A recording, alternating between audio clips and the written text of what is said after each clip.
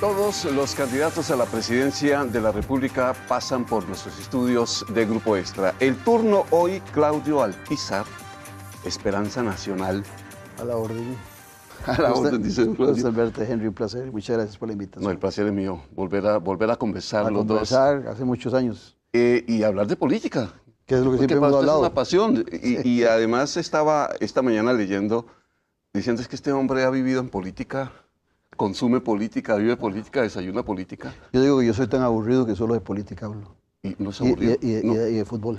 Sí, pero resulta aburrido, ¿no? No, a veces. ¿O por qué la pasión de Yo inclusive puedo sacrificar un buen partido de fútbol por un buen debate a nivel internacional o por una noticia. Ajá. Y eso que soy muy aficionado al fútbol, ¿verdad? Sí. Sí, puedo dejar de ver un partido del Real Madrid por algo de política. Ajá, pero y usted lo dice, es decir, política con P mayúscula. Eso significa tipos de política. Sí. Hay política con P minúscula. ¿O cuál política resulta más atractiva? Te cuento un poco la historia.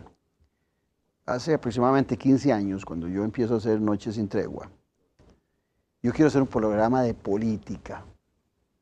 Porque yo siento que la política en nuestro país, solo la televisión principalmente, la radio no, la televisión solo le da importancia en campaña electoral y después en las noticias, permanentemente. Pero no tenemos programas. En Colombia, en Chile, en República Dominicana, México, buenísimo. España. Después de las 9, 10 de la noche, programas de política y análisis. En Costa Rica no. Entonces en España a la medianoche. Sí, buenísimo. Buenísimo. Entonces me digo yo, voy a hacer un programa de política. Hay un buen amigo, y ya tenía el nombre, Arena Política. Y me dice un buen amigo, que Dios goce, Norman Chacón. Mira, eso no pega, los programas de política solo pegan 3 meses antes de las elecciones. Yo quiero hacerlo, me dice. Entonces le cambio de nombre. Y le pongo Noche sin Tregua. Y digo yo, Noche sin Tregua, y si no pego, hago un talk show. Empiezo a invitar futbolistas, claro, modelos, para que, no sé, arruine. Y empiezo con política, y entonces donde empieza a caminar bien, digo, ocupo un eslogan porque Noche sin Tregua no está diciendo nada. Entonces fue cuando me acordé de un libro que en algún momento leí sobre levantar la política, que es uno de mis libros preferidos de Bernard Crick, que se llama En defensa de la política, como disciplina. Entonces digo, voy a ponerle la política con P mayúscula, política bien hecha, bien escrita, analizar por el fondo, discutir por el fondo. Y de ahí nació el programa y después me metí en aquella aventura también de Café y Palabras en radio. Ajá. Y el eslogan ahí era, porque la política se importa. O sea, siempre buscando levantarle el perfil a la política.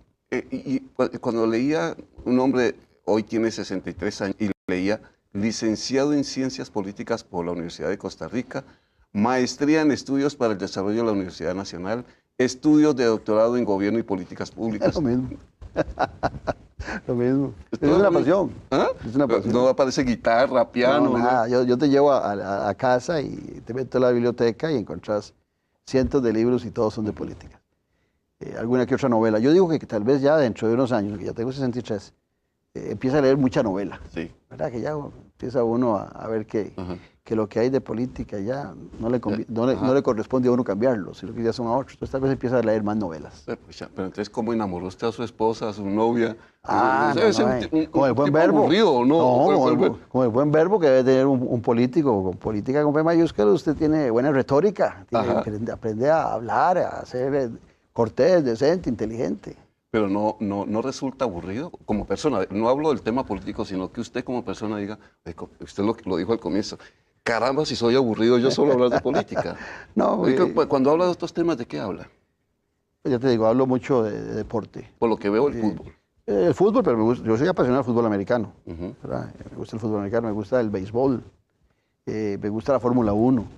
Sí. Me gusta ver buenas películas, ¿ves? Ahí sí, no tiene que ser de política, veo buenas películas. Me gusta mucho pasear, viajar, me gusta mucho con mi esposa. Entonces ahí tenés el contexto de la política en cada país, pero también tenés el conocimiento de cada país. Lo que pasa es que también te voy a decir una cosa. Los amigos, las amigas, la familia, cuando me ven también, ellos son los culpables. Empiezan a hablarme de política. Entonces es un mundo... ¿Lo llevan? Sí, me lleva, pero me gusta. ¿Y usted obligado? No, yo obligado, pero con gusto. Sí. ¿Por qué? ¿Por qué el bichito de la política? Usted es tibaseño. Sí. ¿Tiene familia política? Aquí atrás de la extra. De hecho, vive aquí al otro lado. Sí. ¿Por qué? ¿Por qué ese bicho político?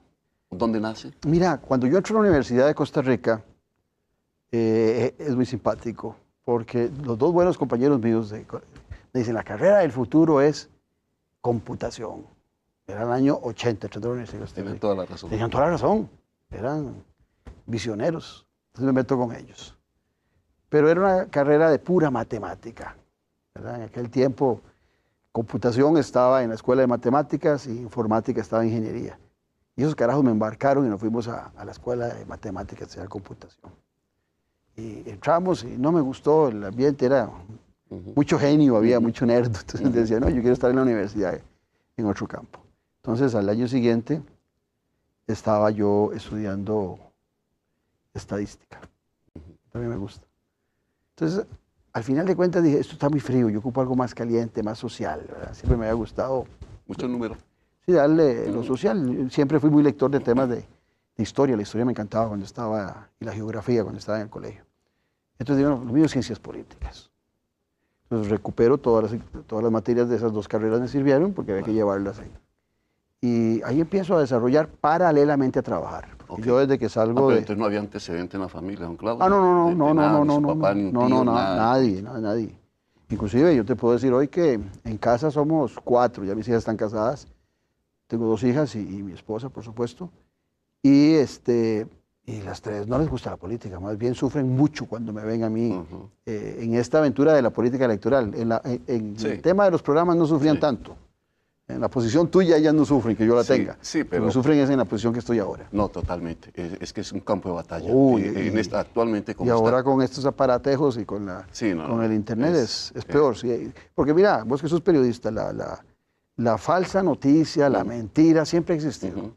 Lo que pasa es que ahora con el internet es más fuerte. Y además la familia escuchando los ataques, los calificativos. Sí. Mentiras, hay mucha mentira. Exactamente. Debe ser complicado. Pero entonces, ¿antecedentes familiares? No soy yo, el enamorado de la disciplina política. Claro. Y lo pensé mucho para meterme en el campo electoral, te cuento, porque me pasaba las de Sócrates, ¿verdad? ¿Te acuerdas? Cuando Sócrates anda caminando por Atenas y que pasa un ciudadano y le dice, Sócrates, usted es el tipo más inteligente de aquí de Atenas. Y Sócrates, que leía y estudiaba tanto, dice, ¿cómo? Después de que se va el tipo y se sienta, dice, yo solo sé que no sé nada. Entonces, cuando uno estudia y lee mucho, en lugar de cerrar brechas, se le hablan demasiado. Dice, pero yo de esto no sé nada. Entonces, cuando vos te preparas y te educas, decís, no tengo que seguir estudiando más. Entonces, yo partía de la premisa errónea de que para participar en política había que estudiar y después, bueno, errónea desde la perspectiva que en la práctica te das cuenta que mucha gente pone su nombre para ser candidato a la presidencia de la República, para ser diputado, para ser alcalde, y no ha estudiado absolutamente nada de qué es la política, no sabe de economía, no sabe de administración, y lo peor, no conoce los problemas nacionales. Ni siquiera la estructura del Estado. Son valientes. Dice un buen amigo mío que la ignorancia es atrevida. Bueno, por ahí va un poco el tema. Y como usted dice, leer la política, comprenderla, yo siempre he querido sentarme con un politólogo en esta época intensa, porque me llama la atención algo. Don Claudio, se lo quiero aprovechar para hacerle la pregunta a un politólogo.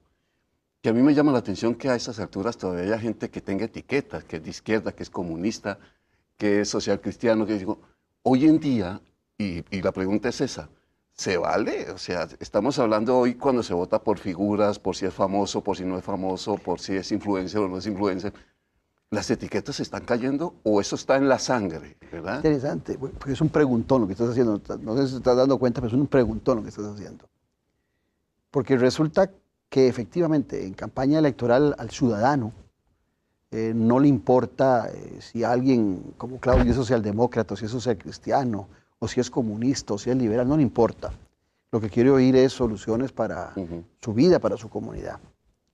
Pero el político, el que está en un partido político, y el partido político tiene que tener un pensamiento ideológico, porque la gente que va sumando en tu partido tenés que aglutinarla alrededor de un grupo de ideas, de una ideología. Es una columna vertebral la ideología en un partido político. Y a partir de ahí, por supuesto que si yo salgo a la campaña electoral hoy hablándole a la gente y explicándole qué es la socialdemocracia, qué tipo más aburrido, yo no voy a votar por él, pero si yo, partiendo de que la socialdemocracia es justicia, bienestar social, ¿verdad? Unir a la gente, solidaridad, y hacemos proyectos que busquen eso, yo al ciudadano lo que le vendo son proyectos socialdemócratas. Entonces la gente dice, me gusta esa idea.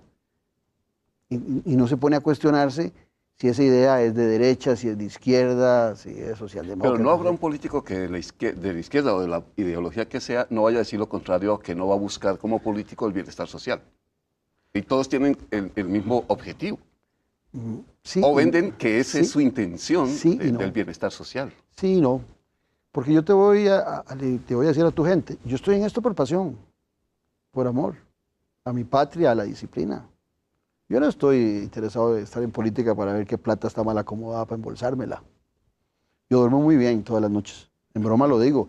Lo único que a veces me quita el sueño es el manguillo rotador, ¿verdad? Que ya a mí empieza a molestar. Pero de ahí en adelante yo quiero seguir durmiendo muy bien. Y hay gente que se mete a política porque quiere solucionar su vida en 4 años. Cuando usted ve a un político que se mete a política, que es un tipo de clase media, si acaso, y cuando sale 4 años, cambió de carro, cambió de casa, ese tipo no estuvo viviendo del salario. Porque en política nadie se hace rico. O sea, puede encontrar usted a un ministro ganando 4 millones durante 4 años, pero también le van a rebajar la caja costarricense de Seguro Social, igual el diputado, entonces le quedarán 2 millones y medio. Vive el día a día. Y vive bien, y sale, tal vez tendrá más facilidades que muchos para salir a comer, hacer una fiestita, se puede echar una bronquita de un carro y cambiar el carro nuevo. Pero de repente que alguien usted lo vea que cambió de barrio, que cambió de mansión, eso es un sinvergüenza que pasó por la política. Claro. Alguien definía la política como el ejercicio de convencer a muchos de que va a trabajar por ellos, haciéndolo trabajar para usted. Pues eso quieren hacer algunos. Pero ojalá que, digamos, lograra un político esa premisa, poner a trabajar a muchos en un proyecto. Ojalá. Pero es que ni siquiera a veces eso, a veces ni él trabaja ni pone a la gente a trabajar. Ahora, don Claudio, usted ha estado en la política y la ha vivido, la ha estudiado, ahora se metió en política electoral, etcétera. Correcto. Y yo siempre insisto en que a don Claudio lo admiro mucho, lo he entrevistado millones de veces, Sí. lo he escuchado millones de veces, pero sin embargo me asalta una pregunta y esto con todo el cariño. Usted es un buen político, pero le va muy mal en política. ¿Por qué? ¿En qué ha ganado? En procesos electorales. Sí. Bueno, es que solo 2 participaciones he tenido. En la convención del Partido de Liberación Nacional y ahora. De ahí en adelante no he tenido ninguna participación electoral. O sea, mi vida siempre estuvo en el análisis. Inclusive muchos de ustedes a veces me invitan a los programas de radio, ahora en campaña, para que les analice las elecciones. Y yo deseando que me pregunten más bien por propuestas. Pero entonces no me ha ido mal. Esa es una idea que vendió el presidente. Pero yo solo he participado en 2 procesos. Y el primero fue en Liberación. Y yo digo que salí triunfador. Hay un colega tuyo que cuando pasó el proceso de la Convención de Liberación Nacional me dijo, quedó de último, don Claudio. Y le dije, no, quedé de quinto. Solo éramos 5. Y entonces me dice, pero quinto es el último. Le digo, no. Usted no se acuerda que eran 12 que querían participar y no pudieron inscribirse. Entonces, hay un triunfo. Depende de cómo vos veas la vida, ¿verdad? Porque yo, por ejemplo, vivo con una gran satisfacción de lo que he hecho con mis participaciones políticas. Pero, don Claudio, cuando usted ve las encuestas, ¿no siente eso? Dice, algo no está funcionando, algo me falta tarea. Digo, las encuestas, en todas, algunas un puntito por debajo de diferencia, etcétera. Pero eso marca mucho el trabajo día a día, no se asume como desafío, sino no decepciona en algún momento diciendo, caramba, tanto trabajo y como que no se comporta bien. Eso último que decís, sí, porque uno llega a la conclusión de que le estoy hablando a la gente con sensibilidad, le estoy diciendo a la gente realmente desde mi corazón lo que pienso y lo que hay que hacer, y la gente está viendo esto como un partido en Sapiza-La-Juela, ¿verdad? A ver por cuál voto para ganar. Y a veces se vota creyendo que ganó y se perdió. Claro. Pero por supuesto que eso sí pasa, ¿verdad? Que uno quisiera ver un ascenso en las encuestas. Pero yo te decía antes del programa que ahora los canales hacen entrevistas, debates, y se les ocurre invitar a 5, pero resulta que solo hay 2 que están fuera del margen de error, porque todos los demás estamos en el margen de error. Entonces pueden llevarse una sorpresa, que ya nos ha pasado en las 3 últimas elecciones, que las he analizado con vos, acordate, ¿verdad? La de Luis Guillermo, la de Carlos y la misma del actual presidente, donde todos estuvieron bajo el margen de error.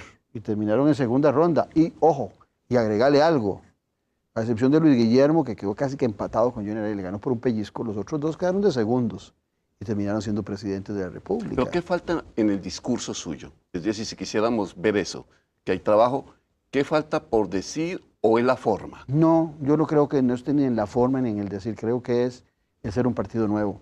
Okay. Nosotros arrancamos como un partido nuevo, somos Esperanza Nacional, trabajamos con los recursos, somos un partido de gente de clase media, entonces los recursos que vos ves invertidos son los recursos que muchos de nosotros ponemos y aportamos para poder meternos en las redes y poder hacer un poquito de publicidad. Pero cuando vos ves, digamos, un partido como el oficial hoy en día, cargado de millones, y es un partido nuevo, no tiene deuda política igual que nosotros, entonces vos dices, uy, ¿cómo llega tanto dinero al Partido Pueblo Soberano? ¿De dónde llegan tantos millones? Entonces, eso también en la publicidad, porque tampoco hay que engañarse, la publicidad sí genera mucho acercamiento de la gente. Hoy, por ejemplo, enero es un mes fabuloso, porque en enero los ciudadanos empiezan a preocuparse por las elecciones. ¡Ay, qué torta! No sé por quién voy a votar y ya hay que votar. Entra en un proceso hasta de estrés, saber por quién va a votar. Pero en diciembre no pensaron en política. En noviembre, no, menos. En octubre tampoco. Entonces, pudiera ser que nuestras elecciones no estén en el mejor mes. O sea, el momento es este, que la sí, gente está no queda otra. Tal vez deberíamos tener las elecciones por ahí de mayo para que la gente... Claro.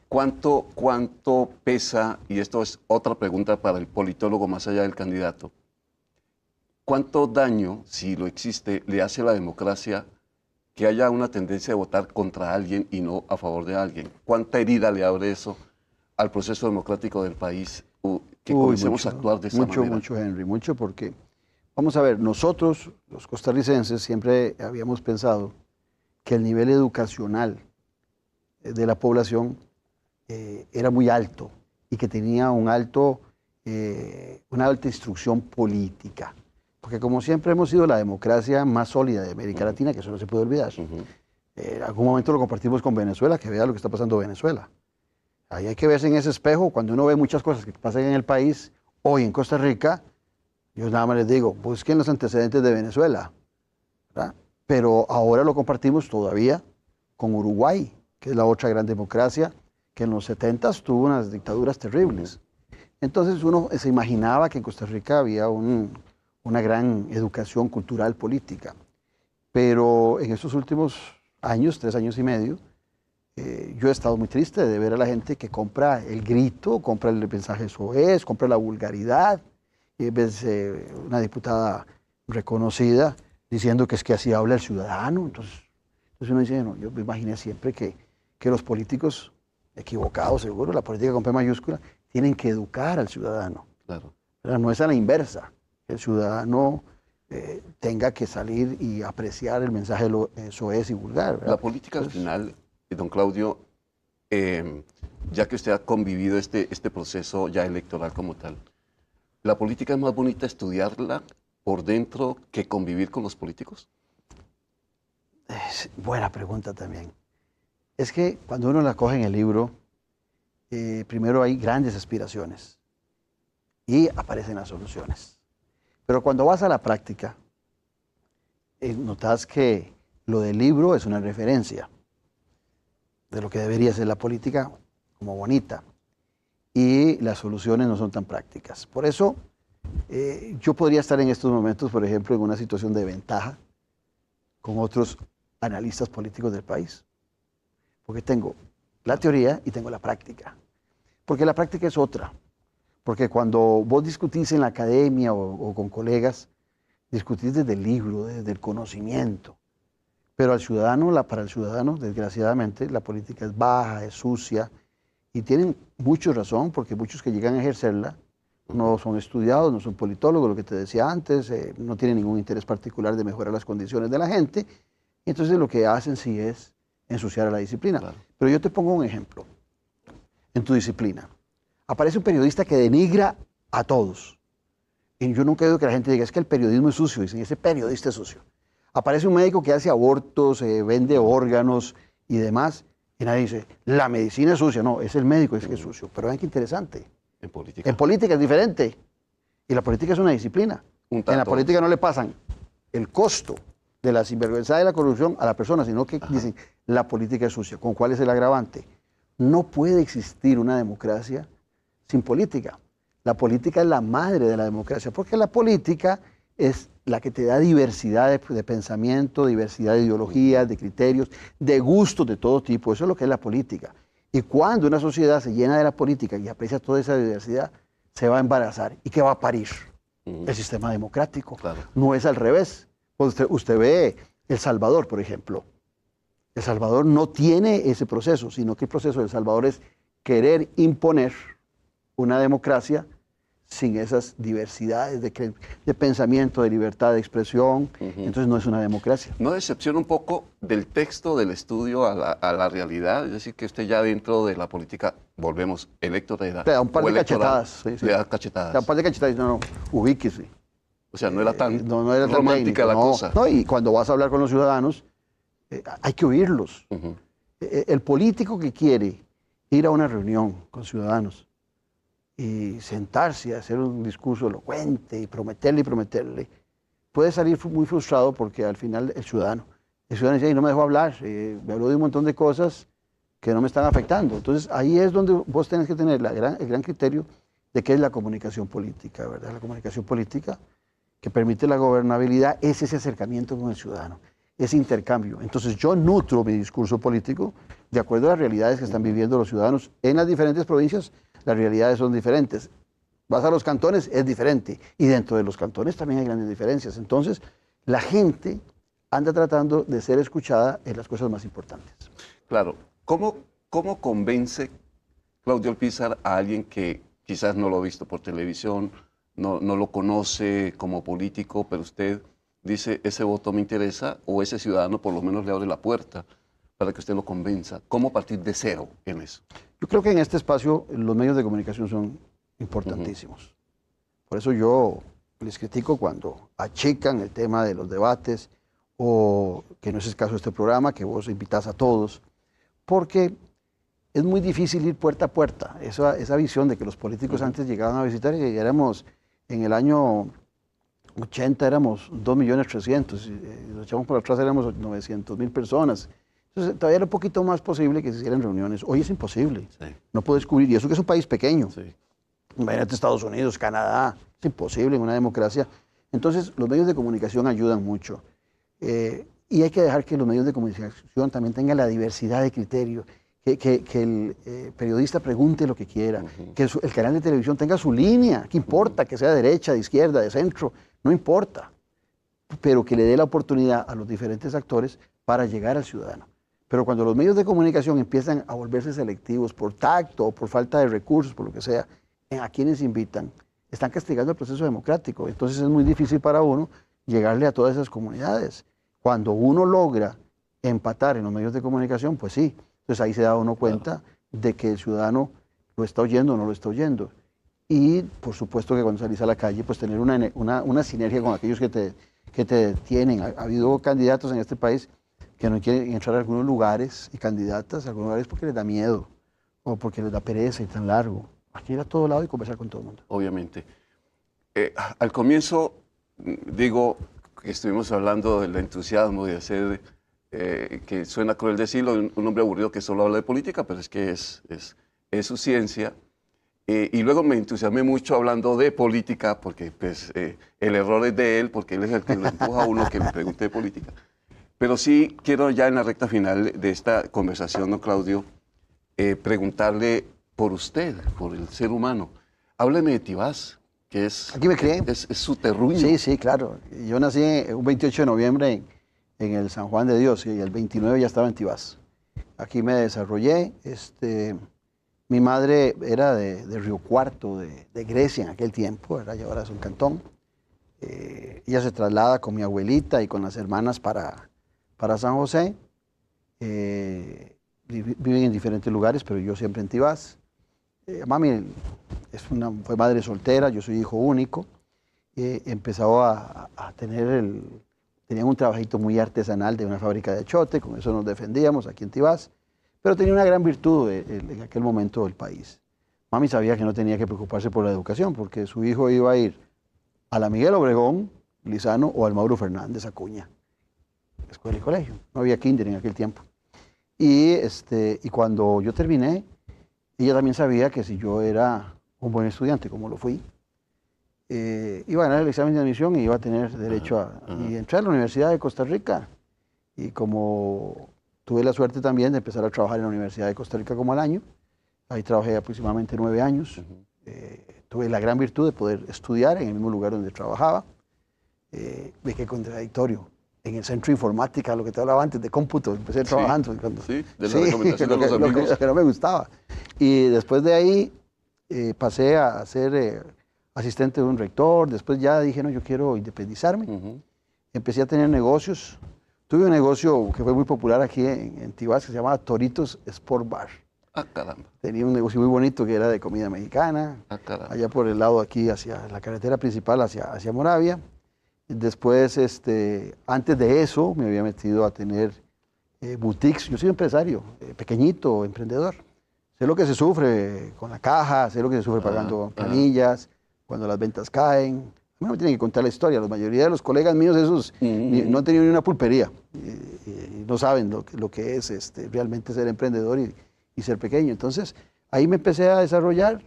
Porque renuncié, te cuento, a los 10 años de la universidad y empecé, sobre todo porque mi hija nacía, la mayor, y entonces yo quería tener un emprendimiento para que mi esposa tuviera mayor libertad y era muy simpático, porque uno cuando va a poner un emprendimiento cree que va a tener más libertad y más tiempo, todo lo contrario. Cuando usted es funcionario de una empresa privada o pública, yo trabajo 8 horitas. Cuando usted tiene su negocio, yo gozo cuando la gente dice, es que quiero tener mi negocio para quitarme el jefe encima. Para no madrugar tanto. No, trabajar 16 más horas porque el emprendimiento te obliga. ¿Le puedo preguntar, supo de su papá? Mira, lo conocí viejo por una curiosidad mía. Conocí a mi padre a los 28 años. Te cuento una anécdota. Esa anécdota es simpaticísima, es real. Yo chiquillo era Alberto en mi casa. Alberto. Yo me doy cuenta que ya me llamo Claudio Alberto cuando mi primer año lo hice en Anselmo Llorente, aquí en Tibás. Cuando pasan lista dicen Claudio Alberto Alpizar Otoya. Digo, ese carajo se llama igual que yo, tuve que decir presente, ¿verdad? Me di cuenta, resulta que mami me vivía enamorada de mi padre, pero mi abuela lo odiaba. Entonces cuando me fue a bautizar, me puso Claudio Alberto, pero nunca le dijo a mi abuela que yo me llamaba Claudio. Entonces yo me di cuenta que me llamaba Claudio a los 6 años y 3 meses, que era lo que nos pedía. Y a mi abuela se le había pasado el colerón, entonces no importaba. Entonces muchos de los amigos míos pequeñillos de Tibás me conocieron por Alberto y recuerdo que algunos me decían, ¿por qué te dicen Claudio? Pues, porque en la escuela me acostumbré al Claudio. Pero lo conocí ya viejo, pero no logramos hacer hacemos una relación de amistad, de respeto, pero esa relación de padre e hijo no se recupera. Pero fue más una espinita suya de conocerlo. Una espinita mía, sí, yo fui el que quise conocerlo, pero curioso, porque en la escuela y en el colegio nunca me hizo falta. Porque yo tuve tanto del lado de mi madre que mami cumplía todo el papel. Inclusive recuerdo que nos ponían a hacer cosillas para el Día del Padre y yo las hacía, pero sin ningún complejo, sin ninguna preocupación. Y llegaba y se lo daba a mami, ¿verdad? Porque siempre se celebraba el Día del Padre. Pero ya te digo, no tuvimos, inclusive sí estuve cuando él fallece, cuando estuve enfermo, porque le vivo sumamente agradecido. Hay una ventaja, y eso se lo digo a todas las madres que puedan hacerlo. Nunca hablen mal del padre, del hijo. Sí. El problema es entre la madre y el padre. Nunca hablen mal. Mi madre nunca habló mal de mi padre. Nunca. Entonces, cuando yo lo fui a conocer, él tenía la ventaja de que no me habían metido carbón. Claro. Entonces, logramos hacer una relación cordial, que también me evitó con eso mi madre conflictos de personalidad y demás. Pues mucha suerte en todo este proceso, lo que queda del proceso, don Claudio Alberto Alpizar. He disfrutado mucho este programa. Te cuento que es uno de los que he disfrutado más en la campaña. ¿De verdad? Sí, te lo prometo. Gracias por venir. No, vos, gracias a la gente por vernos. Claudio Alpizar, candidato a Esperanza Nacional, también otro de los invitados aquí a nuestros estudios de Grupo Extra, todos los candidatos a la presidencia.